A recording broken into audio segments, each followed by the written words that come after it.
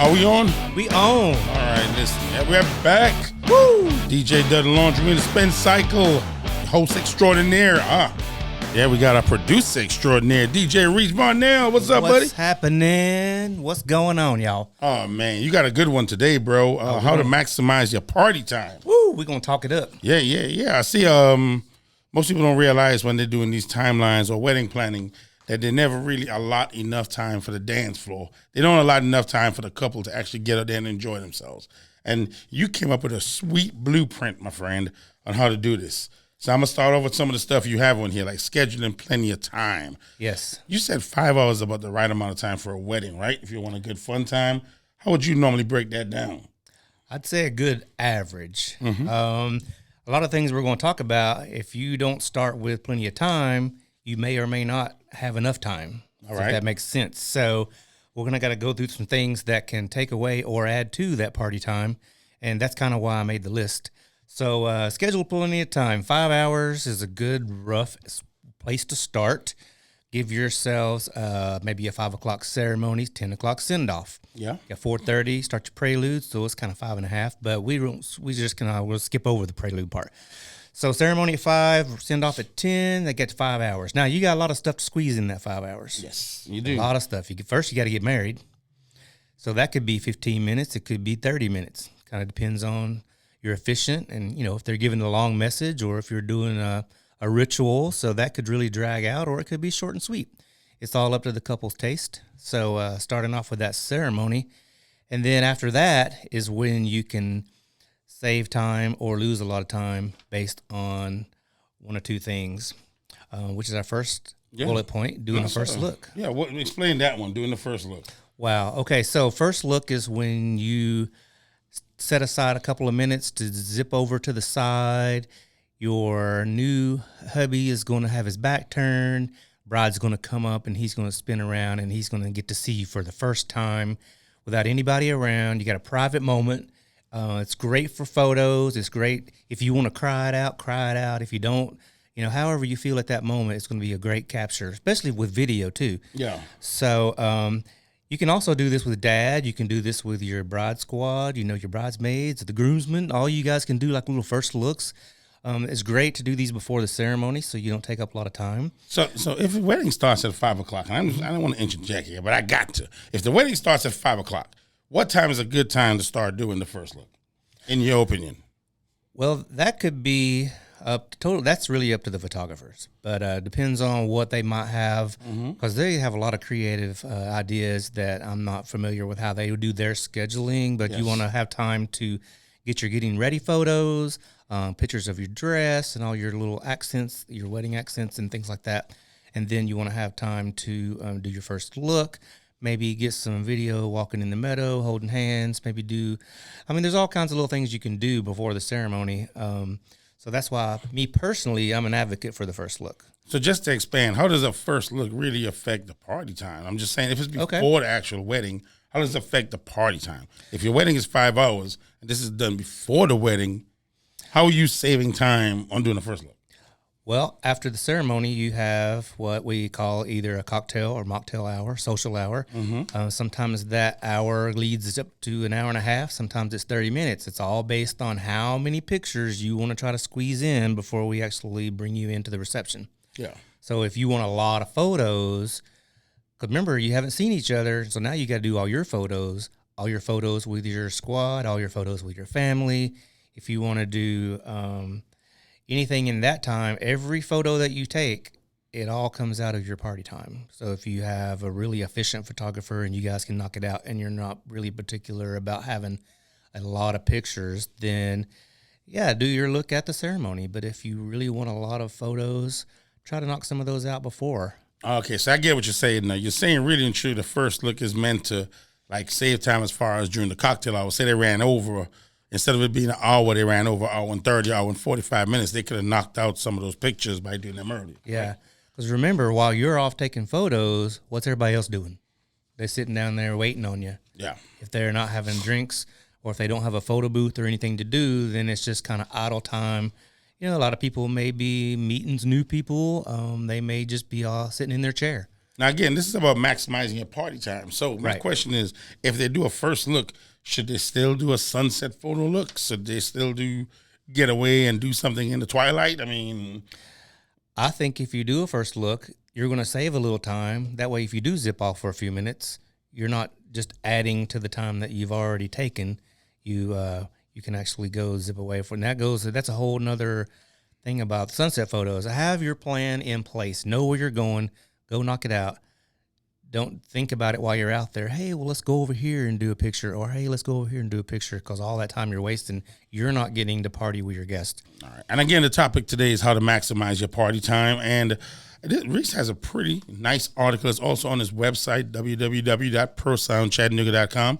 Another point you have right here is also keeping toast to a minimum. Now, I know sometimes at weddings, it's hard sometimes to get the best man or the maid of honor to give a speech. Some weddings, they want to open up the floor for anybody to speak, which turns into disaster 9 times out of 10.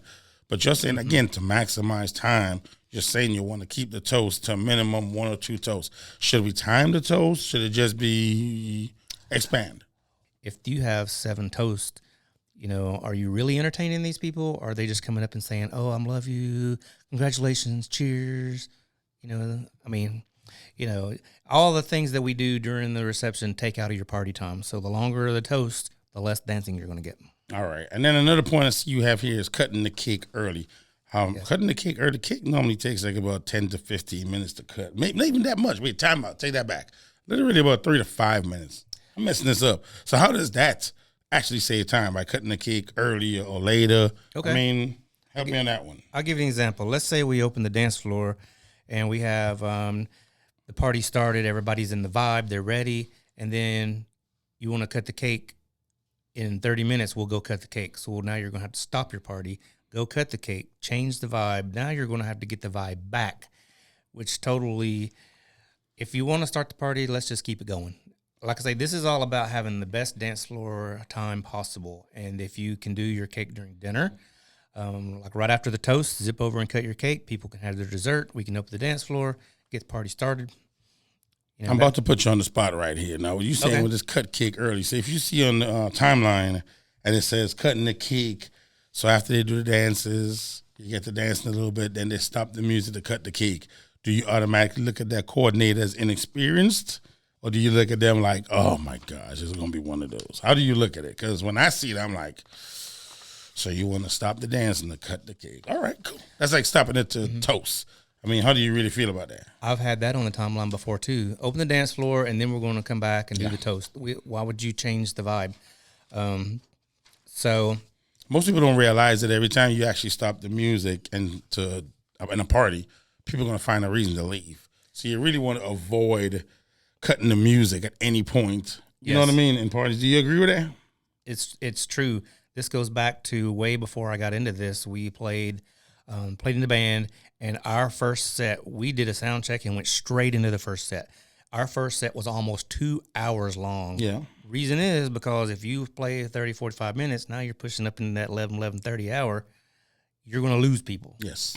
So if you can keep them there, the longer you can keep them there, it's just to maximize. It's all about maximizing your party. Yes. So if you've got less people there, the party loses a little bit of its energy, and then you have to try to get it back.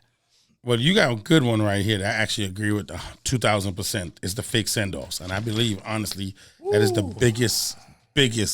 biggest waste of time as far as for a wedding. There should be no such thing as a fake send-off, in my opinion. I'm sorry. It should just be a send-off. I don't know who came up with it. You just need to stop. Just stop doing it. Just stop doing it. Find an alternate way to get that photo. Yeah, the party's never the same after the fake send-off. You never get the guests back the way they were before.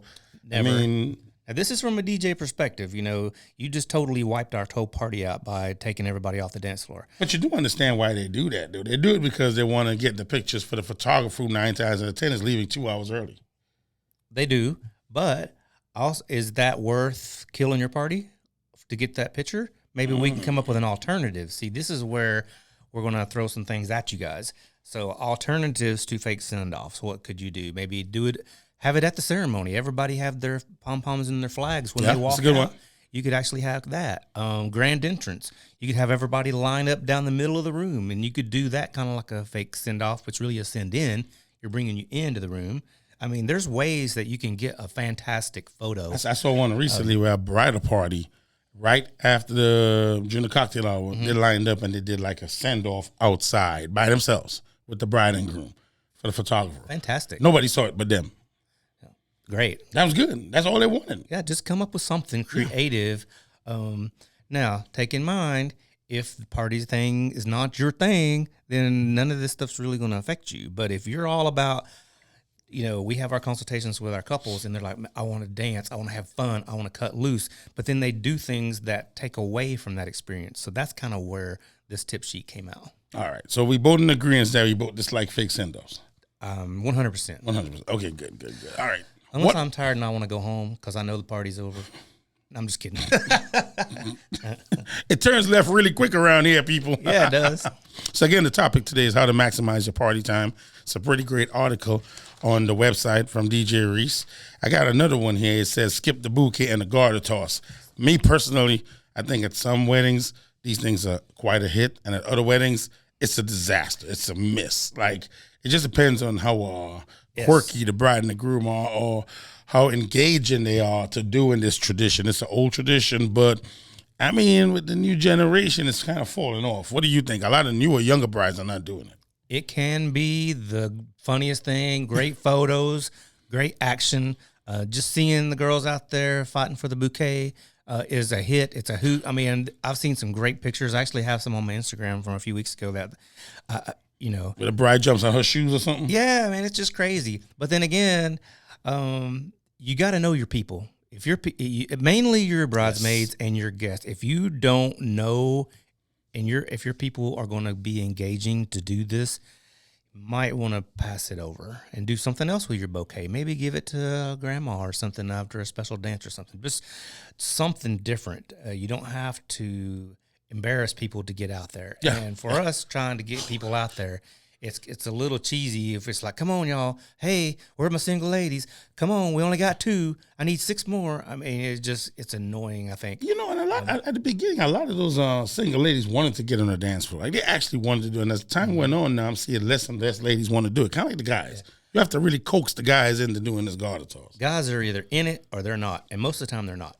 You have to kind of beg them to get out there. And then I've seen so many garters hit the floor because nobody wants to catch it. Nope. Because it kind of signifies, hey, it's the end. It's the end. I gotta propose now. Yeah. And if you don't propose now, you're looking weird because it saw you get the garter. Yes. And she caught the bouquet and you all danced, and then you didn't propose. I'll tell you one thing. Do you remember, you weren't in the game then, but a long time ago. Thanks for bringing that up, man. Yeah, you weren't in the game. You probably don't know this tradition, but the person who caught the garter used to have to put it on the person that caught the bouquet. That's creepy. That's creepy. I'm sorry. When did that is creepy, man. How long was that going on for? That was back in the 90s, man. 80s, 90s, early. I don't even know if it went into the 2000s, but that used to be a thing. Yeah, that's creepy. And I think with today's... What if somebody you don't know? You shouldn't have caught it, I guess. I don't know. But I am so glad people don't do that anymore. I actually had one wedding where they wanted to do it. No. And the reason is they kind of planned for, there's a couple that was going to get proposed. They were going to propose. And they wanted him to catch the garter and her to catch the bouquet. And he was going to put it on her. And then everybody knew they were a couple and wanted to get married. So the whole plan was for them to catch it. But, plot twist, somebody jumped out in front of him and caught the garter. Yeah. So now you got this other dude that's got the garter. Oh. You got her with a bouquet. And the whole idea was to get this one guy to put it on. But what about if he has a girlfriend there? Now he has to put a garter on somebody else's lady.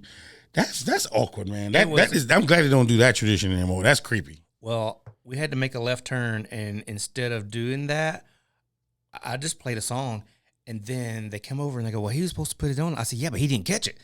So he didn't catch it. Yeah. So now what am I supposed to do? So I just played a song and got everybody dancing, and then after the song ended, he actually gave the garter to the guy that was proposing. Just hand it to him. And then they still did it. Right on the dance floor in front of everybody. Yeah. It was a little cringy, but... Yeah, I just think you should just give it to the person you want to give it to instead of tossing it up there. You know what I'm saying? If I knew that somebody, and just for a bridal party or somebody that's in the audience is actually wanting to get married, I would purposely search them out and give it to them rather than throwing it in the air. You know, I've seen on like Seen it down TikTok there and stuff where they actually set this up where the couple knows that Yeah. someone's going to propose, and they actually let them do it, and they propose, and it's such a sweet moment. You know, they're sharing their day with their friends, Yeah. and it can be really cool but you gotta set it up. You gotta kind of practice it a little bit. Yeah. Everybody has to be in on it. It can't be a surprise, or somebody else is going to get it, and it's going to mess the whole thing up. Which kind of brings me up to a point. I see some recently where they won the anniversary dance and they already knew who they wanted to win, Yes, and it wasn't. it wasn't them. It was somebody else. And they didn't see that coming. They were like, "Oh my gosh!" So the wrong people. Yeah, it's wrong people. You can't say that on the day of, man. Anyway, back to the point. Back to the point. I went astray really quick right there. We did. Now you're talking about as far as maximizing time. How does this one you got me in a doozy for? How does DJ placement on the dance floor help maximize party time? You got to explain this one. Okay, so there's a direct connection between the DJ and the dancers. The further you put them from the dance floor, they get disconnected.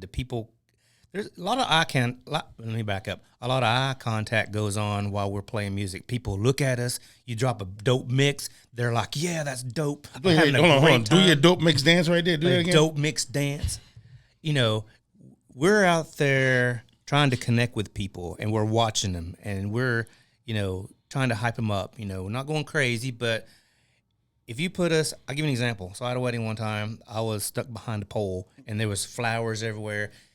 If I didn't know where the dance floor was, I wouldn't have been able to even play music. I got lucky, and I knew where the dance floor was. Of course, that was kind of obvious. But I was not able to engage with anybody. So I sat over there.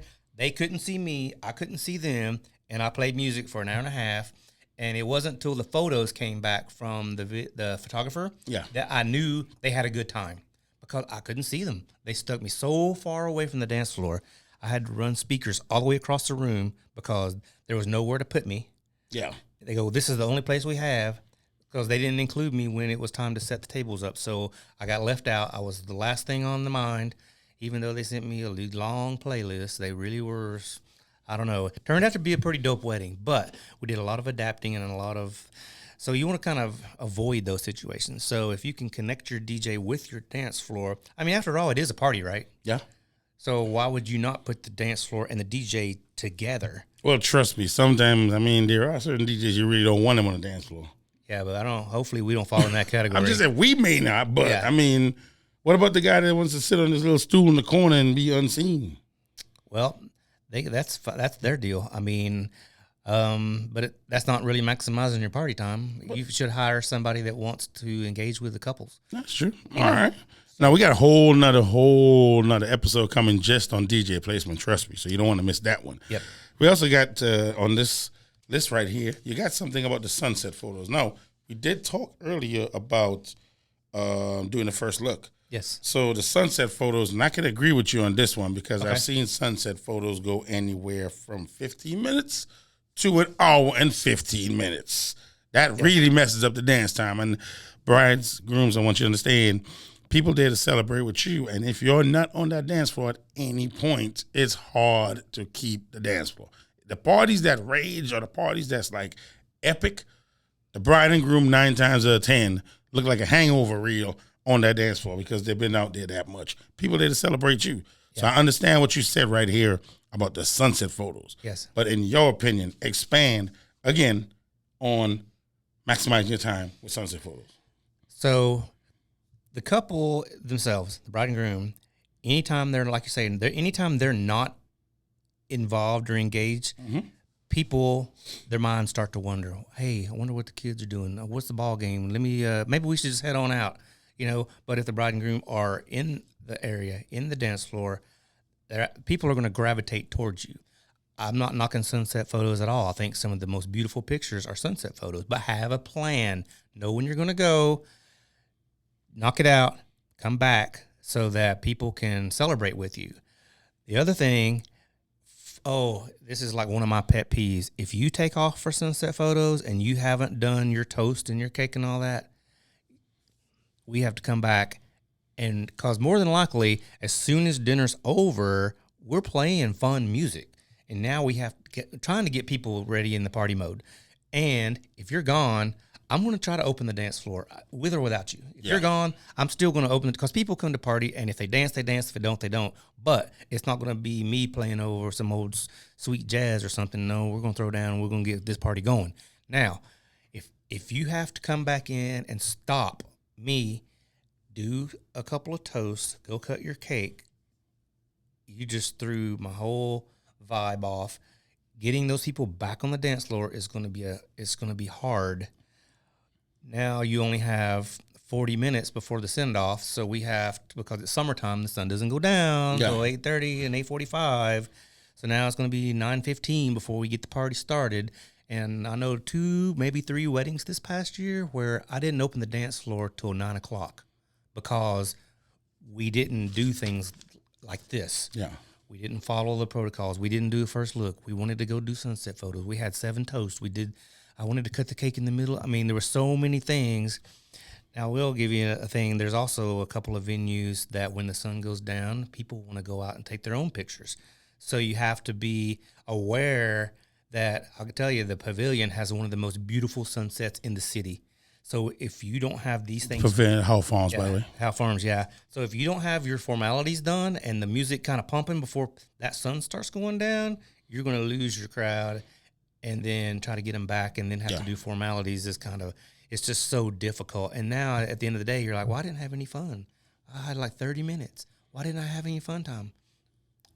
So I always tell my people at the Pavilion, I say, hey, make sure you get your formalities done because when the sun goes down, you're going to lose them for about 30 minutes. They're going to go out and take selfies. They can still have a great time, turn the music up a little bit, have a little bumping, but you don't want to have to come back in and do formalities. Yeah. Now, as far as the sunset photos, I want to make sure I put this out there. If you really want to have a good wedding with sunset photos involved, as well as the first look, you really want to start your wedding at about 4:30, 5 o'clock. Yes. Not 2, not 3, 4:30, 5 o'clock. Yes. Because you start your wedding at 2, sunset photos in the summertime won't be till like 7:45. Yeah.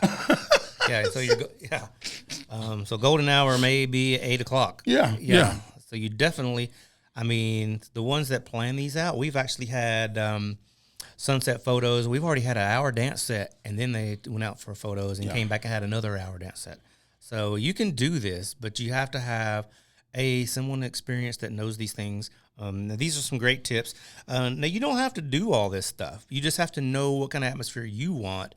And if you're all about the party, then you probably want to do a lot of these tips. Well, I got one that I have to hit. I have to hit this for you on the time. And it's called hiring a professional planner or coordinator. Say it again. Hiring a professional planner or coordinator. How is this impactful for maximizing your time? Because they will keep this thing on schedule. And if we want the dance floor open by 8 o'clock, they will make it happen. And they will tell you, hey, we're running behind. Let's pop. Let's get this stuff done so we can have time to dance. And then if you don't have someone that's a professional that's totally focused on you and your flow and all this stuff, they're going to get caught up in the wedding. They're going to be talking, especially if it's a family member. They're going to be part of the wedding and try to run the wedding. It doesn't work. So let me ask you a question. Have you ever ran into a situation where a couple wanted to use your services and they were like, well, look, I have to choose between you and maybe the coordinator or something like that. So they said, okay, we'll have a family friend get us to the ceremony. And once we get you to the ceremony, you get us to the reception. Would that be something that you do or what? How do you handle situations like that? I've told them that as long as it's not too complicated, you just want to get in and knock this stuff out, fine. But if you have like a long list of things that you want to do for your wedding, just list after things and blah, blah, blah. You're like, you better get somebody to help you organize because if you're, looking to do the daddy-daughter dance and dad's outside walking the dog, well, your coordinator would have prevented that. That, hey, Dad, in 10 minutes, you better be right here. Where's Mom? Okay, in 10 minutes, you need to be right here. Do you need to go to the bathroom? Go do it now. You need to fluff your dress? Go do it now. They are the ones that keep things on track. This episode, again, was called How to Maximize Your Party Time. This is DJ Dirty Laundry. And again, producer extraordinaire, DJ Reese Varnell of Pro Sound Chattanooga. This great list can be found on his website, www.prosoundchattanooga.com. Also, make sure and like and subscribe if you like the content that we're bringing to you. I promise you every single Wednesday coming up, from here on out, you're going to get some of this goodness. You're going to get something. Something. We got some dope interviews coming up. You're going to see White Hand a little bit more. I'm telling you, it's going to be fun. But just like that, you ready to go? Let's do it. Say something. Hey, don't forget, smash that like button, hit that subscribe button. We will send you notifications if you ring the little bell. We out. Ring the bell, people. Boom, we're out.